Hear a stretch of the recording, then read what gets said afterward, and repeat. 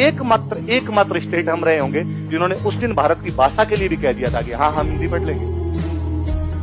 बाकी किसी ने नहीं कहा। भारत के तमाम राज्य, पंजाब करा था हमें पंजाबी पढ़नी है, गुजरात करा हमें गुजराती पढ़नी है, महाराष्ट्र करा हमें मराठी पढ़नी है, साउथ करा हमें अपनी पढ़नी है, नॉर्थ ईस्ट करा हमें अपनी पढ़नी है, बंगाल करा बंगाली पढ़नी है, उड़ीसा करा उड़िया पढ़नी है। दुर्भाग्य हमारे पक्ष में आया कि हम भारतीय हिंदी स्टेट घोषित कर दिए।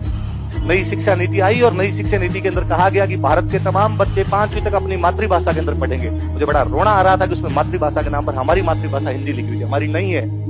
हमने नेहरू जी की बात मानी थी, हमने इस देश की एकता, अखंडता, सुरक्षा के लिए अपनी जीभ कटवाई थी। हम हिंदी राज्य नहीं है, हमारी एक लैंग्वेज थी, हमारी एक मदर टंग थी, पर हमने भारत के लिए उस दिन हमारी मदर टंग खोई। किसी ने जीभ भी कटाई है भारत के लिए तो हम है।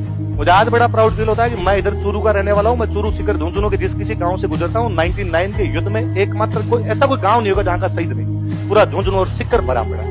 मैं कभी जोधपुर के शेरगढ़ की तरफ निकल जाता हूँ, गांव के अंदर शहीद होंगे। और ये तमाम राजस्थान की स्थिति है। हम आज भी, हमारा सिंगल आदमी कभी नहीं कहता कि हमें भारत से लगना। और 100 प्रॉब्लम होगी हमारे यहाँ पर, हमने कभी इस बात को लेकर समझौता नहीं। अच्छा, लोग कई बार और कहते हैं कि यार ये जहाँ प्रॉब्लम चलती है ना, जैसे कश्मीर में प्रॉब्लम चलती है कि वहां पे मुस्लिम मेजोरिटी है, मुस्लिम्स रहते हैं इसलिए वहां पर प्रॉब्लम होगी, या पंजाब के अंदर चलती है तो वहां पे सिख मेजोरिटी है, थोड़े अलग धर्म के लोग रहते हैं इसलिए प्रॉब्लम होगी। मैं कहता हूँ हमारे 4 जिले इस बाउंड्री के ऊपर आते हैं बड़े तौर पे। गंगानगर आता है, बीकानेर आता है, बाड़मेर आता है, जैसलमेर आता है। पूरी बाउंड्री मुसलमानों और सिखों से भरी पड़ी है, तो भी नहीं। पूरी बाउंड्री पर हमारे मुस्लिम और सिख है, पर हमारे वालों तो ये भी नहीं कहा। इसका मतलब तुम्हारे लॉजिक भेद भौंतरे हैं, तुम्हारे लॉजिक बहुत ही अजीब से है। तुम उन लॉजिक को देना भी नहीं चाहते कि तुम्हारी समस्या क्या है। नहीं तो तुम समस्याओं की जड़ों में जाना चाहते। यदि वो समस्या जो तुम गिनाते हो वो फिर हमारे राजस्थान में भी, पर हमारा कोई भी आदमी इस प्रकार की बातें नहीं कर रहा है। तो आज के बाद